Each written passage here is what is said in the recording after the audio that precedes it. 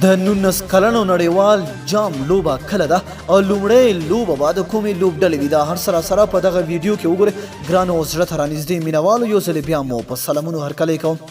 د سویلي افریقا په کوربتوب د 2020 کال د 19 کلنو نړیوال جام نیټه او همداشان د لوبډلو ګروپ بندي اعلان شوه د سویلي افریقا په کوربتوب د 19 کلنو څخه کم عمره لوبډلو ترمنځ د نړیوال جام لوبې د افغانستان او کوربه سویلي افریقا لوبډلو په لوبه سره پیلېږي دواړه لوبډلې به د نړیوال جام لومړۍ لوبه د جنورۍ په 18 نیټه په کیمبرلي ښار کې ترسره کړي په دې جام کې د افغانستان په ګډون ټولې 14 لوبډلې ګډون لري چې په څلورو ګروپونو A B C D ګروپونو ویشل شوي دي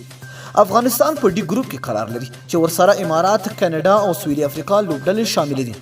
په A ګروپ کې بیا هندوستان ورسره نیوزیلند سریلانکا او په لومړي ځل کوالیفای شوي ټیم جاپان قرار لري په بي ګروپ کې استرالیا انګلستان ویسټ انډیز او نایجیریا لوبډلې شامل دي همداشان په سي ګروپ کې پاکستان بنگلاديش زیمبابوے او سکاټلند لوبډلې شامل دي دغه سیالۍ به د 2020 کال د جنورۍ په 18 نیټه پیل چې 24 ورځې به دوام وکړي او د فبرورۍ په 9 نیټه به پای ته ورسیږي د دې سیالیو سیمي فاینل او فاینل لوبې به د سویلي افریقا په پوچپېسټروم لوبغالي کې ترسره شي د نړیوال جام د پیل وړاندې به د ټولو 14 لوبډلو ترمنځ وارم اپ یا تمریني سیالۍ هم ترسره شي یا د سیالۍ به د جنورۍ په 12 نیټه پیل او د جنورۍ تر 15 نیټې به دوام وکړي دغه ټولې وارم اپ سیالۍ به د سویلي افریقا په جانسبورګ او پریټوریا ښارونو کې ترسره شي